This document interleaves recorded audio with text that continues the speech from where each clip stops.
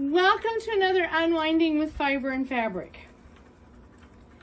And welcome to the first day of Tour de Fleece 2024. I've decided to stay up way past my bedtime in order to spin at the same time the Tour de France starts.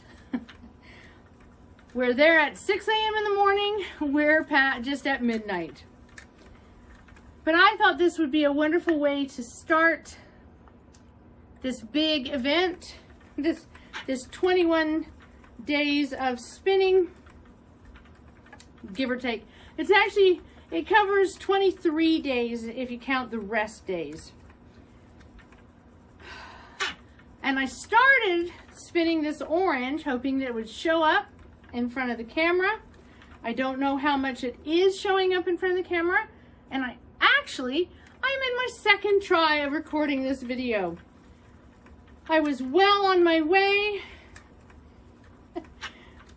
And for those of you that follow my videos, you will know that when the spinning wheel comes out, when the camera turns on, my cats wake up and usually get into some sort of trouble behind the scenes. Well, as I was sitting here spinning, trying to explain the fiber that I'm spinning, there was a huge commotion off to my left. And at first I was really worried that maybe a couple of my cats were fighting, although it didn't sound quite right. I just heard all this commotion.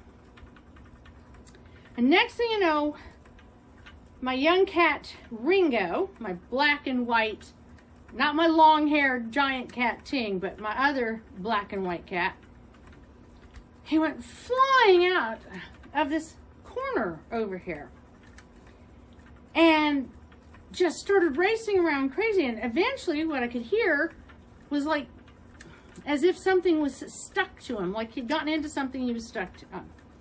And then I recalled that over in that corner, out of the way and somewhere the cats shouldn't be into very often, I have a moth trap. So let me just tell you, my two young kittens, they have a little bit of a problem, a little bit of an addiction, you might say, with tape. But so far, they have not ever caused really any problem with my moth traps. Well, yes, I'm recording a video and I'm spinning wool, and that means Ringo, of course, has to get himself attached to this moth trap. So, of course, I stopped my video, tracked down the cat, and he was running all around upstairs, and finally he ran downstairs, and he was kind of hiding, and he was afraid to come out. But eventually, the poor dear realized it would be better if he allowed Mom to catch him and help. And he limped towards me, and the poor thing, he had managed to get his paw stuck directly on the sticky. So after a little cuddle and a little reassurance that everything was okay, and of course removing the offending moth trap, I was able to return to my wheel. So I don't know if this is an omen for how this Tour de Fleece is going to go for me.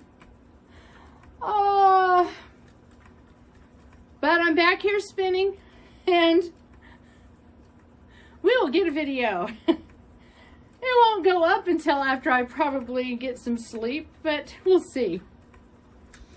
Alright, so back to the topic of spinning. What I meant to be talking about is I am spinning some Romney that I have combed after having applied some dye. My goal is to spin a fine lace weight yarn, okay, that I can use for very rustic embroidery, and kind of, I think I want to try to have it for buttonhole stitch.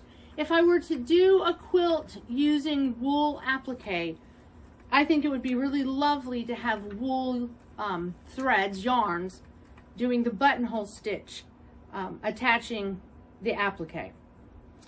Whether or not I will ever actually get around to making this, or if I will make it and see if one of my kids wants to use it, I thought it would be just a really fun challenge to make my own collection of embroidery yarns. And I'm using the term yarn because while it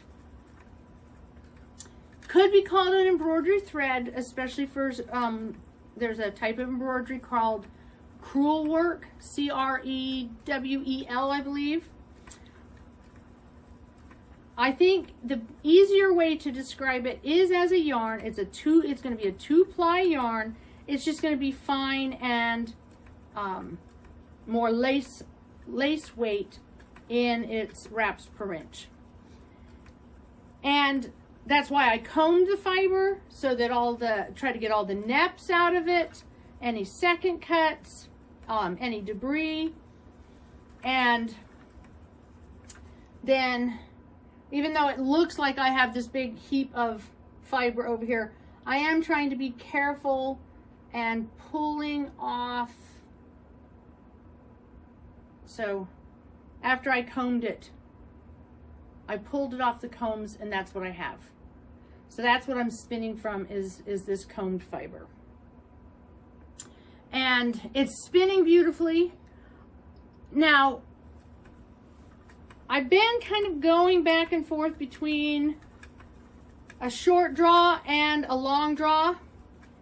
And let me explain. So if I want this to be a truly worsted, it is a worsted prep using the combs. But for it to be truly worsted, I really do need to smooth down the fibers with my fingers like this. So I'm letting the twist come up, and then I'm smoothing it over the fibers, doing a short draft, smoothing. And that's really getting a much smoother texture to the outside than if I do the long draw. Even if I run my fingers over it, there's still a little bit more air. So if I do the long draw, I'm getting a semi-worsted. Or semi-woolen. I can't remember off the top of my head which one is which. One of them is, of course, the worsted prep with a woolen spin. And one of them is, of course, a woolen prep with a worsted spin. Either way, if I am sitting here and I do the shorter draw, I get a much smoother worsted single. And I should be I should be doing that if I want, for the purpose that I'm doing. That is the better technique. The problem is, it took me 2 hours to spin my test sample, and for an ounce of spinning, that's a long time. And I do not think, with all the physical therapy that I'm doing, I don't know if it's going to be the smartest thing for me to do, to stick to a true worsted spin. I may just get a little too tired. I may make myself a little too sore. So I'm going to kind of go back and forth and try to have, an overall consistency, even if I'm changing my technique up. So I wanted to explain that. And I also wanted to explain, so I want to talk about that topic of why 1 ounce of fiber is going to take me 2 hours versus sometimes 1 ounce of fiber takes me 30 minutes. But before I do that, I also wanted to just mention, I don't have a second camera going. If you watched my videos in the past, certainly if you've watched last year's Tour de Fleece, I oftentimes will have a second camera set up so that you can have a zoomed in closer look. I am not doing that this time, at least not for this video. Partly because it's just after midnight, partly because my body is tired and setting up a second camera and editing just seemed completely out of what I was going to be able to do and enjoy myself. But also, I have my other videos, last year's Tour de Fleece. I have the other videos, and if you're wanting to look at the technique a little more closely, I would recommend looking at those videos. This year, I just want to chat. I want to have more of just a chat, a little bit of a spinning along with you, chatting with you. If you do have any questions, if you have something specific that you'd like me to try to share or show, please feel free to comment or message me. You know, you can find me on Ravelry as Pioneer Lady. You can find me as Pioneer Lady at Pithy Ponderings on Instagram and Facebook. Please feel free to reach out to me if you have a specific question or would like me to try to show something in the spinning. I'll try. I have 21 colors that I want to spin, so I'm not sure how much video recording and uploading. I'll try to at least have one a week. And if it's something I can answer a question about, I'll give it a try. Or try to find a link to direct you to. But tonight, what I thought I would talk about is why this ounce of fiber is taking me so long to spin, and why sometimes it would only take me 30 minutes, whereas this will probably take me 2 hours. So, as many of you will have already kind of figured out, the easiest answer to why the fiber might take me a short amount of time versus a long amount of time is, of course, how fine of a spin we're doing. If I am doing a very fine single like this, or finer than this, because, you know, there are people who we spin what we lovingly call frog hair. That you wouldn't be able to see it on the camera. I'd have a hard time seeing it up close. Very, very fine spinning. That's going to take a while. Even if all you're spinning is an ounce of fiber, even if that fiber is a coarse, thick fiber, when you're only spinning a few strands at a time, it's going to take a while to spin an ounce. Now, the fiber I'm spinning is kind of a medium wool. It's not necessarily a long wool, but it is certainly not a fine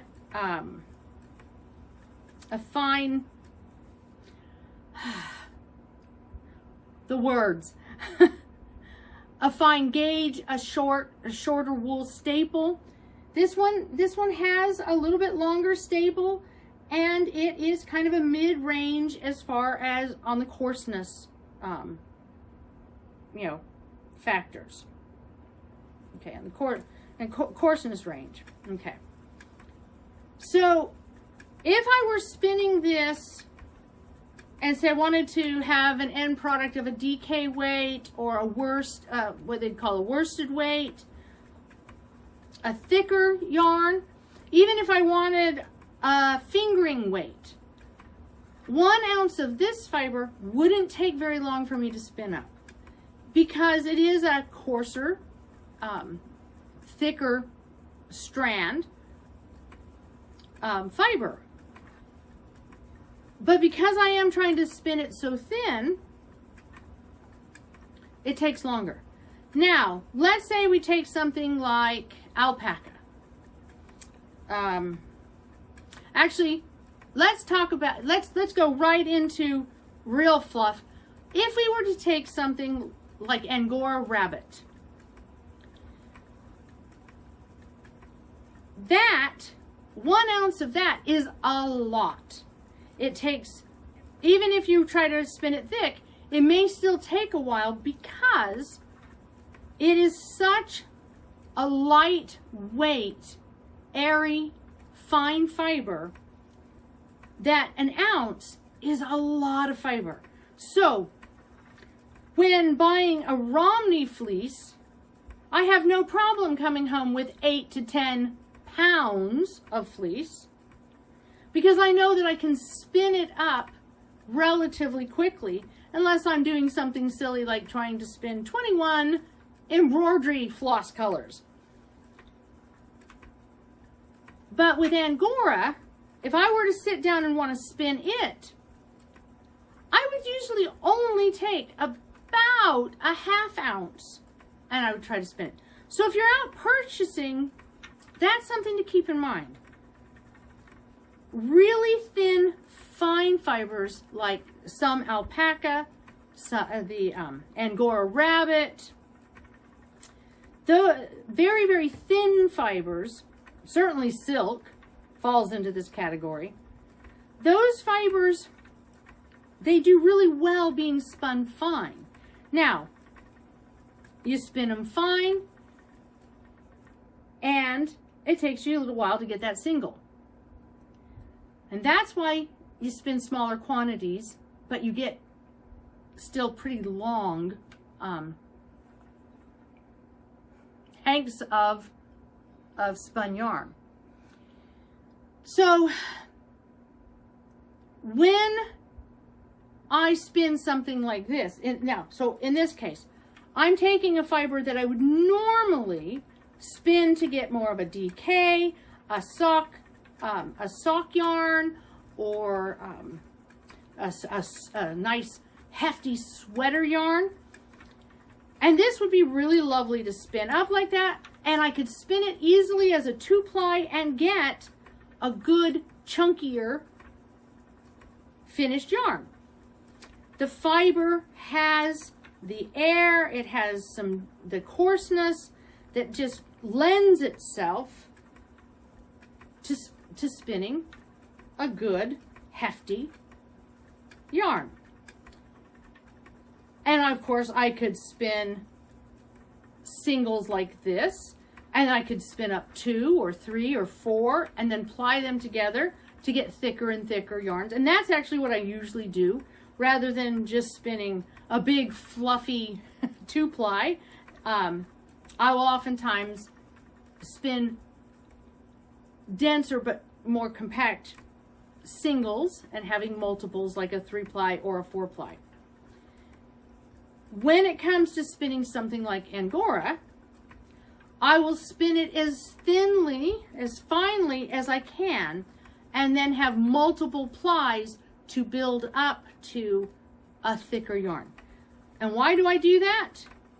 Well, I do that because then I have a really good, structurally stable, strong yarn that has the wraps, for instance, the width, the diameter, I guess you could say, of the yarn.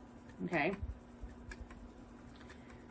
But that fullness, that volume, that roundness, that larger yarn is really stable because it is multiple plies rather than just 2 fluffy plies. Now, this is something that is really important when you're dealing with shorter staple length. If, however, you have longer staple length, you can get away with just fluffy 2-ply. I have found, in my experience though, I'm always happier with my yarn if I want it big and thick, that I'm happier if I spin skinny singles and then use multiple plies. So in the case of the fiber that I'm dealing with right now, if I wanted a good, nice, sturdy DK or worsted weight yarn, I would certainly do at least a 3-ply. Maybe not as thin as this, because I'm taking all the air out of this. So if I were doing it and I wanted a good sweater yarn, I would still consider doing a 3-ply, but I would do a 3-ply with the singles being a little bit fluffier, not quite as much of the air spun out of it, but then by plying the 3 together, especially with the 3-ply, I'd have a nice round, fluffy yarn. So, when you ask yourself the question, how much yarn do I need? How much yarn should I buy? How much fiber do I need in order to make my project? Unlike going to the store and buying a commercially spun yarn, there's a few other things we have to take into consideration. What is the density of the singles you're spinning? What is the density of the yarn or the fiber? If it is a longer wool, a coarser wool, it's just naturally a heavier fiber than the light, fluffy fibers that you get with a shorter, softer wool or fiber prep. So, how much should I spin? How much should I buy to spin what I'm looking for? It's a tough question because there are so many variables, starting with the sheep breed and ending with how you're spinning it.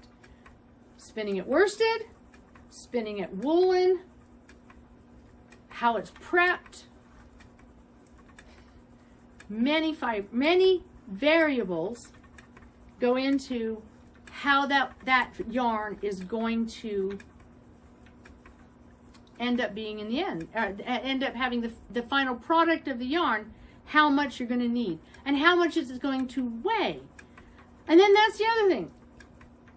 The sweater, are you making a small sweater? Are you making an oversized sweater? Are you going to knit it? Is it going to be knit with a big chunky yarn? Is it going to be knit with a very fine yarn? So all of these things have to be taken into consideration. And so if I am asked how much fiber do I need in order to make a sweater, I hate to say it, but my standard answer is buy the whole fleece and then figure out what to do with the leftovers rather than run out. And on that, you know, there are a number of groups out there that do fiber swaps. If you get very tired of your fiber, you can always see if somebody else wants to swap with you. And this Romney, this is the first Romney fleece that I have spun. I spun a little bit of it, I think, last year after I ended up getting it. But it's lovely. It's wonderful. I'm really glad that I bought that humongous fleece because it's really a lovely spin. It's relaxing. It's doing the task that I need it to do. This would be a fabulous, I was reading about somebody, so one of our new rookies on the Tour de Fleece rookies, she was talking about, there's a couple of them that have been talking about weaving. I think this would make a lovely weft fiber. This would be a good weaving fiber. Now, I have fallen in love with long wools for the ease of having good, long, strong fibers if I'm asked by the weaver in my family to make weft yarns, weft singles. But I like this one. This fiber, to me, this fiber would, although it is a little on the fuzzy side, putting some sizing on it, I think would work really well for the weavers. But I like this because I can tell it really does grip together. It would be easy to take the single and fold it up just a little, felt it just a little bit to just make it grip together a tiny bit more. then put some sizing on it so that it would be smooth going through the heddles. But yeah, this fiber, I think this would be a good option for people who are looking to weave. I could be wrong, but in my experience in watching my daughter weave and in spinning some fiber for her in the past, I think this would be a good weaving fiber, you know, for a spin for a weaver. So it's just, as I said, it's a lovely fiber to spin. I definitely think I will put some of this away, some of my undyed stuff aside, and keep it as a fiber for new spinners. This is a very new spinner friendly fiber. So I have now been doing this video for 25 minutes or so, and I think it's almost time to wrap up. My goal when I do these videos right now is to have something that if you want to listen to as you're spinning, then you might find something interesting. I might cover something that refreshes your memory about something you know, or maybe it's something you haven't thought of before, maybe it's new to you, or maybe you just want to hear somebody talking in the background. I'm not sure how well I'm coming through on the microphone. I'm not sure how well my voice sounds because it's been a long day.